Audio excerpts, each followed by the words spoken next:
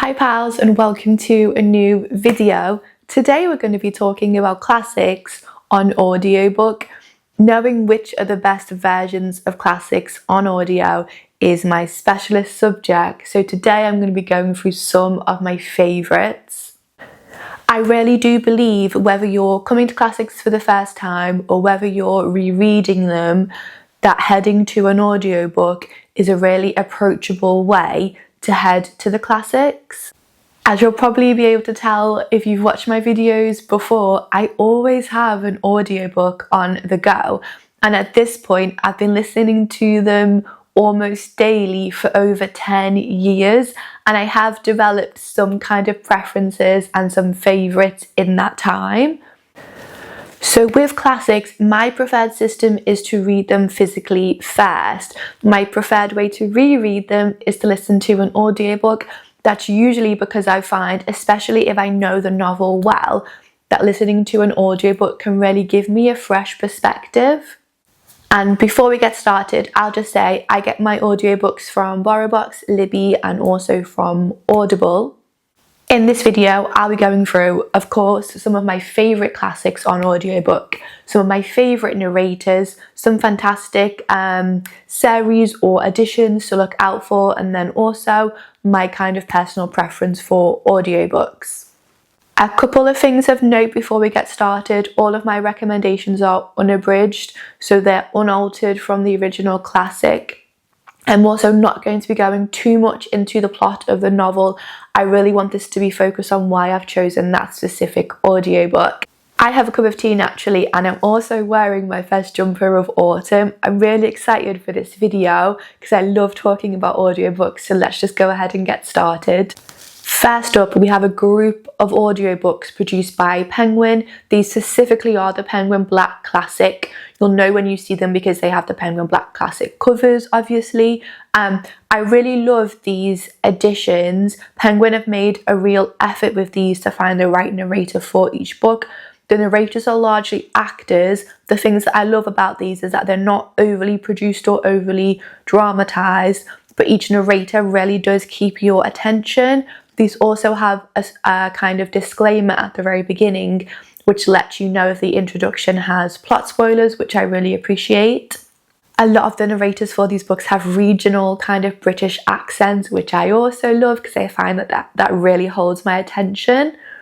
First of the Penguin Black Classics, and it will be no surprise to anybody who's watched this channel before, it is one of my favourite books, Middlemarch by George Eliot, narrated by Juliet Aubrey. This, in my humble opinion, is the best rendition of Middlemarch, and I have tried all of the audiobook versions of Middlemarch bar one, so this has very much been a kind of process of trial and error for me. Middlemarch is a long book, so it's a long audiobook. I think it comes in at around 37 hours. Juliet Aubrey, who narrates this version of Middlemarch, played Dorothy Brooke in the 1994 BBC adaptation of Middlemarch, which, as an aside, if you can watch it, is an interesting one because it's very like 80s in appearance. It hasn't aged very well and does look a little bit dated when you compare it to like the 1995 Pride and Prejudice. But that as an aside, she is a fantastic narrator for this. This audiobook and her narration is absolutely perfect in its simplicity. Middlemarch is one of the most profound novels that I've read. It's really philosophically rich. It is, however, very wordy, and what I will say for Juliet Aubrey is that she really holds your attention in a way that, for me, other narrators and other versions of this novel in audiobook really don't. There is a vast cast of characters in Middlemarch, but they're all distinctive and individual in this narration. This is very simple and it's very moving, and I really feel like she has a really great kind of emotional resonance, especially towards the end of the novel. I generally prefer, even when there is a big cast of characters, to have one person narrating rather than kind of multiple actors or narrators. I generally steer clear of kind of multi-cast audiobooks. I can't speak more highly of this. After years of struggling to find an audiobook version of Middlemarch that I loved, of getting halfway through different versions like the Juliet Stevenson one, I finally landed on this one, and it made such a difference to me.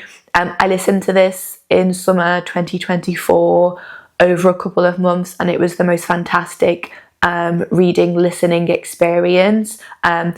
These ones, like I said, are really not overproduced. They're very simple. Couldn't recommend this more highly, and I really wish more people would listen to this one. That is our first one.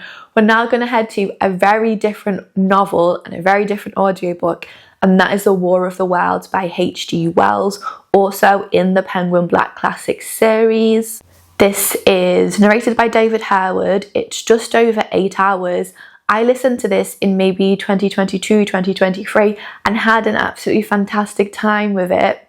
And this is a really solid narration. David Harewood has the most incredible kind of charismatic, deep voice that really holds your attention. And when I'm looking for narrators, being able to kind of focus your attention on their voice is so important. He has a real kind of gravitas, and one of the things that I do dislike for narrators is when they have what I would describe as that kind of like Radio 4 voice, where it kind of is very monotone. I also find that I struggle to keep my attention on American narrators if they have that Californian accent quite a lot of the time. David Harewood, a fantastic narrator. When I was kind of pulling together notes for this video over the last few days, I discovered that David Harewood is the president of RADA, so the Royal Academy of Dramatic Arts.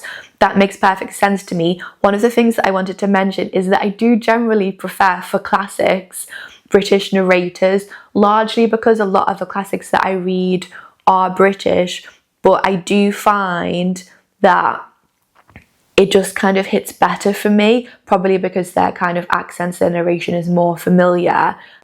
The exception to that being, obviously, if it's an American classic like a Hemingway or kind of The Great Gatsby, I'd want an American narrator. A couple of years ago, I listened to the Emily Wilson translation of The Odyssey, narrated by Claire Danes, an actress who I actually really love, and it just didn't quite fit for me. So generally, British classics, British narrators are my favourite, as you will see as we kind of go along.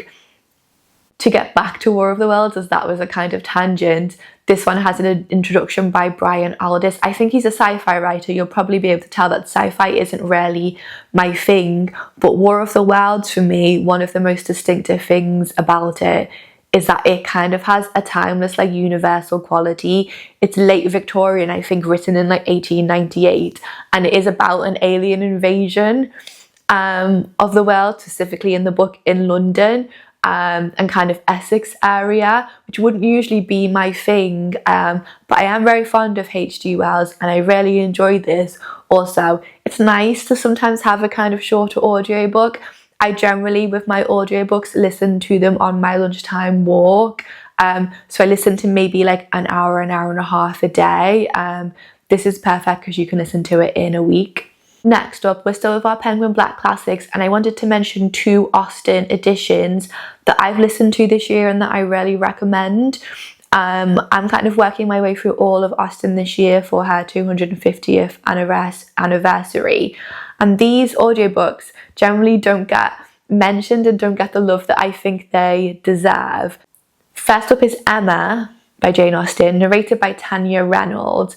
I've listened to this twice, the last time in July, and I also listened to this in 2024, so 2 times in 12 months, and I personally think that this is the best Emma audiobook that you can get. There is an Audible exclusive one with Jenny Agutter, I think, which for me doesn't quite hit the same heights. Like all of the other Penguin Black Classics, this one is perfect in its simplicity. Emma is technically, and I think, my favourite Jane Austen novel, and this narration really lets the novel kind of shine through. Tanya Reynolds incidentally plays Mrs. Elton in the 2020 film adaptation of Emma. She plays Mrs. Elton to perfection, and she reads the novel to perfection in this audiobook. I won't go into the plot of Emma here. I feel like quite a lot of people are familiar with it. I did read it in July, so I'll link my July reading wrap up in the description down below. She is a very kind of like lively narrator, but this isn't kind of overly produced. I do like a little bit of kind of like life and like emotional resonance when they're very kind of RP English accent. I don't kind of get on with those audiobooks. One of the reasons why I love the Penguin Black Classics is that they do have a lot of different like regional accents, a lot of kind of actors and actresses that you will kind of be aware of, but they have, I think, intentionally chose people with quite distinctive voices who are very kind of accomplished in their profession and have a link to that book. So Tanya Reynolds, her link to Emma.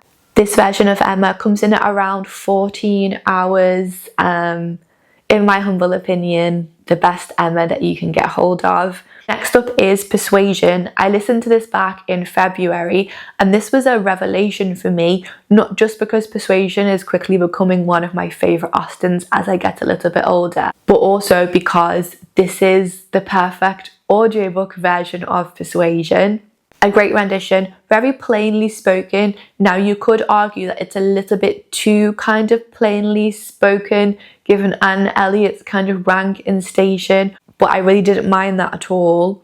I have previously listened to the Juliet Stevenson audiobook of Persuasion back in 2021 or 2022, and it really wasn't for me. I know tons of people really rate her audiobooks and they will head to them. She's kind of their first choice. For me, the previous Persuasion that I listened to didn't have enough kind of life or like emotion to it. I also find that I struggle to concentrate on her and that there isn't enough distinction between different characters. She also narrates a version of Middlemarch, which, even though it's one of my favourite books of all time, I had to abandon halfway through at the point when Dorothy and Casabon are on honeymoon in Rome. But cannot speak more highly of this audiobook version of Persuasion. I think it's fantastic. Right, let's move away from the Penguin Black Classics and head to two different versions of A Christmas Carol. The first one is A Christmas Carol narrated by Hugh, which is unfortunately exclusive to Audible. And the second one is A Christmas Carol by Naxos Audiobooks, narrated by Anton. I've listened to both of these multiple times and I adore both of them. So if you're not on Audible or you don't want to use Amazon, I highly recommend the Anton version. Hugh Grant narrating audiobooks is the dream. Anton is one of my kind of favourite underrated British actors. He pops up in British kind of prestige drama. If you've ever seen the Inspector Morse spin-off Endeavour, he's in that. He kind of pops up here, there and everywhere. He's most well known for being a kind of Shakespearean stage actor, and he really has a sense of like gravitas and like charisma. He's actually a narrator that I do look out for quite a lot. About 10, maybe like 15 years ago, my mum got me the CJ Sampson Shardley kind of murder mystery series narrated by him on CD. That's how old I am. And that was my first experience with him as a narrator. I really rate him. Both of these are around 3 hours. They're both an absolute joy. I reread or re-listen to A Christmas Carol every Christmas Eve. It's like my little tradition. I also wanted to mention Naxos audiobooks. If you listen to a lot of classics, you'll be familiar with them, no doubt. But they produce an awful lot of classics, and usually classics that you can't get from anyone else. Think like Clarissa and Pamela. They do kind of like the Samuel Johnson biography. I've recently got a Mikhail Bulgakov edition that you can't get anywhere else. They really know their stuff, and I really rate their narrators also. They have a podcast where they talk about kind of what audiobooks they're making, usually with the narrators. I rank them really highly. I also find on BorrowBox especially, but sometimes Libby, that you get an awful lot of their editions as opposed to, say, the Penguin Black Classics or some of the stuff that you can get on Audible. So I really rate them, and generally they have fantastic narrators too. Next up, I wanted to talk about some of the Audible Dickens. These are exclusive to Audible, so apologies if you don't have a subscription or you don't want to use Amazon. Some of these are absolutely fantastic though, so I wanted to kind of mention them because I do really rate them. Our Mutual Friend is narrated by Meera Syal. I probably pronounced that wrong, so forgive me. I listened to this in June. I won't go too much into the plot here because I want to focus on the audiobook, but I will link my June reading wrap up where I go through my thoughts on Our Mutual Friend. I had the most fantastic time reading it, and I think a large part down to this audiobook. This is another long one, around 35 hours, and I did, previous to trying this one from Audible, try the Naxos one with, I think, David Timson. That one wasn't really for me. I got on better with this one. What I will say about the Audible Dickens exclusives, Our Mutual Friend, I also rate their version of Bleak House, is that they do fall on the side of being slightly more overproduced and slightly more dramatized. I actually think with Dickens that this works, given his kind of like dramatic, kind of exaggerated plots.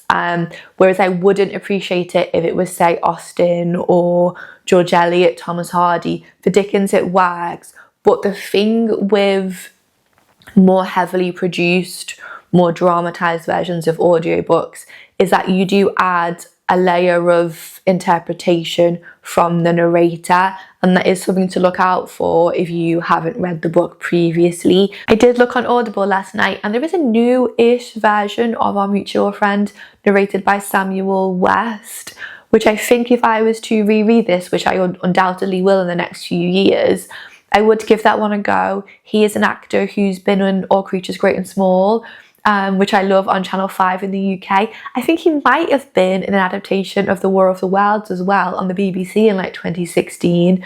But if you don't get along with the Meera Syal one, you may well like the Samuel West one. That is a great segue because my next audiobooks are narrated by Samuel West's father, Timothy West, and they are the Barsetshire Chronicles by Anthony Trollope. I had the most enjoyable reading experience listening to these when I last read the Barsetshire Chronicles. There are 6 novels in that series. The first one is The Warden. It's a very short novel and a very short audiobook coming in at around 6.5 hours. So that is that perfect length where you can listen to it in under a week. He is such a fantastic narrator for Anthony Trollope. I really rate these, and I am hoping to get back to Anthony Trollope at the end of this year, beginning of next year. I also have some ones that I've never read before, like The Way We Live Now, that I think he also narrates. I rate these so highly. They're very in keeping with the tone. They hold your attention across 6 novels, which is no mean feat. I also have a friend who's never read anything by Anthony Trollope but did listen to these, and she rates them really highly too. So they do really work if you're unfamiliar with Anthony Trollope. Right, that is some of my favourite classics on audiobook. Let's just do a rapid fire of 2 of my favourite narrators. I'm not going to go into as much detail with these, but I did want to touch on them because I rate them so highly. And even if I am not as keen to get to the book, if I see that these 2 have narrated something, I will usually give it a go. Right, first up is the ultimate narrator, Stephen Fry. I mentioned in my last reading wrap-up that I am listening to the Sherlock Holmes Definitive Collection narrated by him, which I really recommend, but I wanted to mention a few other audiobooks by him. He has done 2 P.G. Wodehouse volumes. Volume 1 is the first 5 Jeeves and Wooster novels. Volume 2 are the first 5 Blanding novels, both of which I highly recommend. If you've seen the 1990s Stephen Fry, Hugh Laurie, Jeeves and Wooster, you'll know how perfect this audiobook is going to be. He has a real love for P.G. Wodehouse. These are wry and funny. The tone of them is just absolute perfection. Also listen to a lot of the Jonathan Cecil P.G. Wodehouse audiobooks, which I'm also really fond of. Stephen Fry also narrates the Orwell Collection. This might be exclusive to Audible, but included in this collection are Animal Farm in 1984, Need I Say More, and they're also both relatively short-ish. Next up is Lucy Scott. She is an actress and she played Charlotte Lucas in the 1995 Pride and Prejudice. Her Charlotte Lucas is the iconic Charlotte Lucas for me, and she is such a good narrator. She works quite a lot with Naxos audiobooks, and I always look out for her. She has narrated some of my favourite novels. The Diary of a Provincial Lady, which is my namesake, by E.M. Delafield. The Making of a Marchioness by Frances Hodgson Burnett. A lot of Elizabeth von Arnim, a lot of Wilkie Collins, and I never knew this, she also does a version of Middlemarch, which I think is the only Middlemarch that I haven't listened to. She also does the collected E.F. Benson, Map and Lucia novels, which I'm starting to work my way through. I cannot recommend her more as a narrator. She also does an awful lot of contemporary novels too. I really trust her. Her voice is beautiful. She has a very kind of like wry turn of phrase, quite like sarcastic. You'll know if you've seen the 1995 Pride and Prejudice what I mean. But I rate her so highly, and I always love to see her pop up for new audiobooks. That's it for my recommendations for today. I honestly have so many more recommendations, but I really wanted this just to be a kind of introduction to favourite classics. I haven't even touched on, say, like Agatha Christie on audiobook or non-fiction on audiobooks, and I haven't mentioned the man who is actually my favourite narrator, so I may potentially do more of these. I hope you're having a lovely day wherever you are, and if you have any recommendations, any thoughts, any comments, I would love to hear them as always, and I will see you all in the next video. Bye!